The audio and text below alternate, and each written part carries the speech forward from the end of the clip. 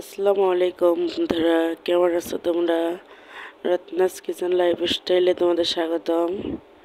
প্রিয় বন্ধুরা, নিয়ে এলাম খিচুড়ি রেসিপি।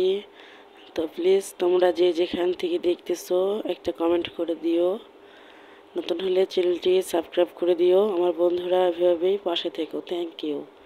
চলুন দেখা যাক। এখানে আমি গরুর মাংস নিয়েছি, অল্প নিয়েছি, বেশি নিইনি। কাঁচা পেঁয়াজ আর মরিচ দিয়ে দিচ্ছি এখানে। আর আমি মশলা পেস্ট করে রেখেছি, সাদা এলাচ, কালো এলাচ, দালচিনি, লবঙ্গ, হলুদ গুঁড়ো, মরিচ গুঁড়ো, জিরে, আদা, রসুন সব পেস্ট করে রেখেছি। দিয়ে দিলাম লবণ, দিয়ে দিলাম 2টি তেজপাতা। এখন দিয়ে দিব তেল। তো ভালো করে মাংসটার সঙ্গে মিশিয়ে নিচ্ছি। কিছুক্ষণ এভাবে কষিয়ে নিব। মাংসটা না কষানো পর্যন্ত এভাবেই রান্না করে নিতে হবে। মাংসগুলো কিন্তু আমি ছোট ছোট করে কেটে দিয়েছি। আমার খিচুড়ির জন্য মনে হয় ছোট ছোট করে কেটে দিলে ভালো হয়। আমি বেশি বড় করে কাটি না, সবসময় আমি ছোট করে দিই। তো দেখতে পারতেছেন আমি একটু পানি দিয়ে দিলাম, পানি দিয়ে কষিয়ে নেব কিছুক্ষণ। কষানো প্রায় হয়ে গেছে, আর একটু কষাইলে হয়ে যাবে। পানিটা অনেকটা শুকিয়ে আসছে, তেল বের হয়ে গেছে। আর কিছুক্ষণ এভাবে কষিয়ে নিব। দেখতে পাচ্ছেন তেল বের হয়ে গেছে, কষানো প্রায় কমপ্লিট। এখন আমি এখানে দিয়ে দিব ডাল। আমি বুটের ডাল আর মসুর ডাল ভিজিয়ে রেখেছিলাম আগেই, 1 ঘন্টা আগে ভিজিয়ে রেখেছিলাম একসঙ্গে। তো বুটের ডাল আর মসুর ডাল দিয়ে দিলাম, দিয়ে কিছুক্ষণ নেড়ে চেড়ে নিব। এভাবে ভেজে নিচ্ছি। খুব সহজভাবে একটা খিচুড়ির রেসিপি, ঝামেলা নেই, অল্প সময়ে বেশি। বাচ্চারা খেতে পছন্দ করে, তাই খিচুড়ি বানিয়েছি। আমার বাসাতে সবাই খিচুড়ি অনেক পছন্দ করে।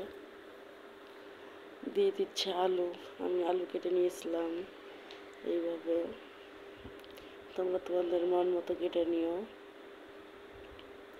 কিছুক্ষণ আমি মশলাটার সঙ্গে এভাবেই কষিয়ে নিব, ডাল সহ আলু সহ এইভাবে কষিয়ে নিতে হবে কিছুক্ষণ।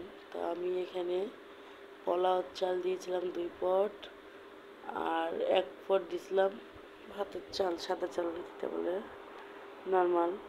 তা আমার মনে হয় যে 2টা চাল দিলে খিচুড়ি করলে আমার কাছে বেশি ভালো মনে হয়। আপনারা যে কোনো একটা দিয়ে করতে পারেন, কোনো সমস্যা নাই। খিচুড়িটা অনেক সুন্দর একটা গ্রান্ড আসে, ভালো লাগে খেতে। এই জন্য আমি এইভাবেই রান্না করি সব সময়, তাই আপনাদের মাঝে তুলে ধরলাম। কেমন হয়েছে প্লিজ জানাবেন। আপনারা এইভাবে আমার পাশে থাকবেন সব সময়। আপনাদের জন্য আমার অনেক অনেক ভালোবাসা। এভাবেই পাশে থাকবেন সব সময়। তা আমি এখন পানি দিয়ে দিব পরিমাণ মতো। পানি দিয়ে রান্না করে নিতে হবে। আমি ভালো করে মিশিয়ে নিচ্ছি পানির সঙ্গে, যাতে নিচে লেগে না যায়। ভালো করে মিশিয়ে নিতে হবে। এখন আমি ঢাকা দিয়ে দিচ্ছি। 20 মিনিট পর ঢাকনা খুলেছি। দেখতেই পারতেছেন প্রায় অনেকটা হয়ে আসছে। তো আমি একদম মিডিয়াম পাওয়ারে দিয়ে রান্না করব, কারণ লেগে যাবে না হলে নিচে। তো আস্তে আস্তে এভাবে নেড়ে দিচ্ছি আমি। তো আমার রান্না কমপ্লিট হয়ে গেছে, দেখেন কেমন হয়েছে। Thank you.